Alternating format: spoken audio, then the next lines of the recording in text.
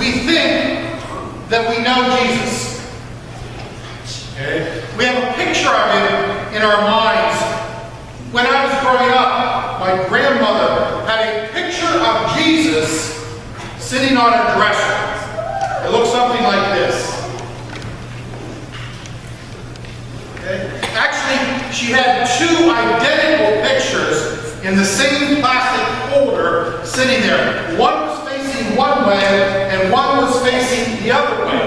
Okay? As a child, I thought one was a picture of Jesus and the other was a picture of God. Okay? After all, my father and my grandfather looked a lot alike. Why not Jesus and his father, right?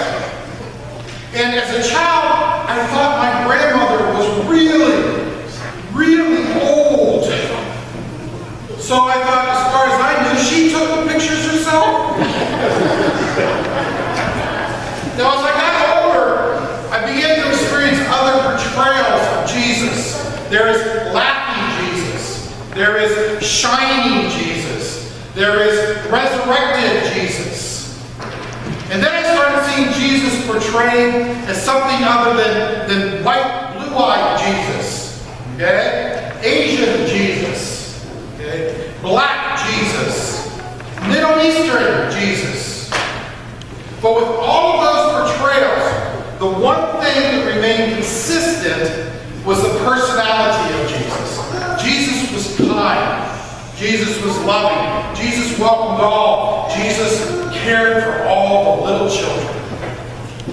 That's why it was a little funny and a little shocking when the meme became popular that said, if anyone asks you what would Jesus do, remind them that flipping over tables and chasing people with a whip is within the realm of possibilities. But with all of this, we still see Jesus as loving and kind and accepting. And when we seek to be like him, we seek to be loving and kind and accepting. Until we hit this monkey wrench of a gospel lesson. Let the children be fed first, for it's not fair to take the children's food and throw it to the dogs.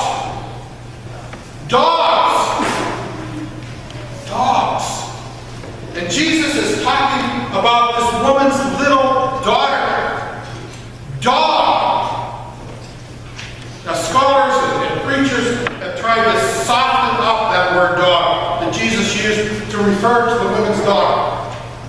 But Jesus did not choose a soft word. I don't think he winked as he said it, or he intended to be heard as kind of a nice pet name. The word he chose was not any nicer back then than it is today. I don't know about you, but this gospel lesson makes me cringe. I've struggled with this passage, trying to come to some understanding of it without watering it down. And here's what I see as one possibility. Jesus grew up in a Jewish family, in a Jewish community, with all the feelings and understandings and prejudices of his community. Jews did not associate with Gentiles. In fact, they often thought that they were outside of God's blessings. The Jews were the ones that were blessed by God. The Jews were the ones that were the descendants of King David. The Jews were the ones that were the descendants of the ones whom God led through the wilderness into the promised land. The Jews, at least some of them, thought they were God's favorites. And Jesus grew up in this type of environment. He grew up with that understanding. He grew up thinking the Gentiles were dogs. Until he was challenged.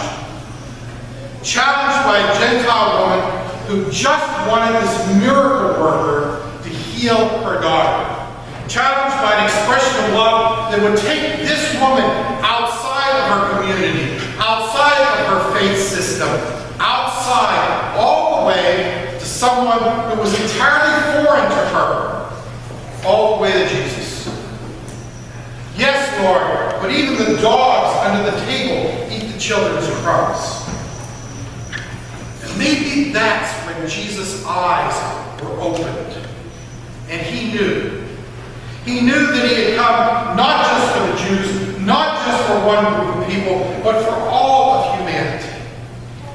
You may go, the demon has left your daughter.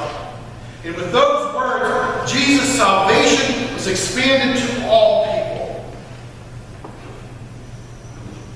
Now, all of that is good, but what does it mean for us? What does it mean when we seek to be like Jesus? What does it mean for us? Well, I believe it means we too are called to look beyond our own families, our own communities, our own prejudices. In Jesus' day and in Old Testament times, there were three groups of people who were always lifted up as people that everyone should care for. And those three groups were children, widows, and immigrants. These three groups were lifted up because they had the least rights, the least protection. They were the ones in need. Now we still have those three groups today. But today we have some things that are different. Children are cared for. There are systems that exist to care for children even when their parents cannot or will not care for them. Yet we can do more. We should do more. We must do more. And widows and widowers have a very difficult time, probably more so than the rest of us ever realize. There's loneliness. There's often poverty. There is grief. In our church, in all our churches, we support those who are widowed. We can do more. We should do more. We must do more. And that leaves the immigrants. Aliens, as they are called now, and even back in Jesus' time. And if anyone, any group, are the dogs of society today, are those who are in greatest need, it is the immigrants. In our community, in our state, in our country. We can do more. We should do more. We must do more.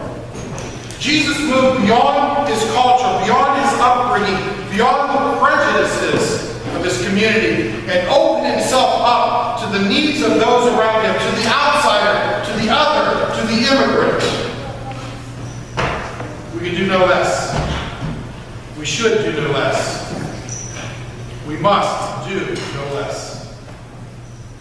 If any story about Jesus causes us to challenge and scrutinize our own behavior, question our own sense of what is acceptable, and make us rethink our entitlements, today's gospel is it. You want to be like Jesus?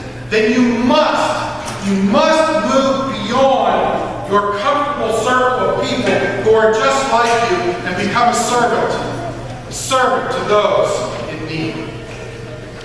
Jesus is saying to us today, I am hungry, will you give me something to eat? I am thirsty, will you give me something to drink?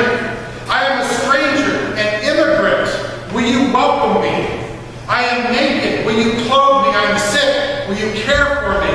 I am in prison, will you visit me? And like those before us, we may say, I do not see you hungry, I do not see you thirsty. I do not see you stranger, or an immigrant, or naked, or sick, or in prison. How will I serve you? And the king will answer, truly I tell you, when you did it to one of the least of these, you did it to me. Our mission is clear. Our direction is clear. Our call is clear. Be like Jesus. Be like Jesus. Be like Jesus.